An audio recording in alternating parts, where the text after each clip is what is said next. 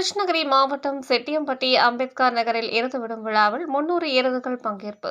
குறிப்பிட்ட தூரத்தினை விரைவாக கடந்த எருதுகளுக்கு இருசக்கர வாகனங்கள் மற்றும் பல்வேறு பரிசுப் பொருட்கள் வழங்கப்பட்டது. கிருஷ்ணகிரி மாவட்டம் செட்டியம்பட்டி அம்பேத்கர் நகர் எருது விடும் திருவிழா நடைபெற்றது. இவ்விழாவில் கிருஷ்ணகிரி, திருப்பத்தூர், தருமபுரி, வேலூர் மற்றும் ஆந்திரா மாநிலம் குப்பம் உள்ளிட்ட பல்வேறு மாவட்டங்களில் இருந்து 300 எருதுகள் பங்கேற்றிருந்தன.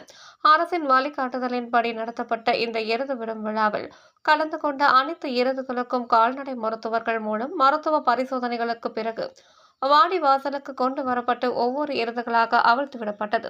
இதில் 120 மீட்டர் தூரத்தை மிக குறைந்த நேரத்தில் விரைவாக கடந்த எருதுகளின் உரிமையாளருக்கு இருசக்கர வாகனங்கள் மற்றும் பல்வேறு பரிசுப் பொருட்கள் வழங்கப்பட்டது.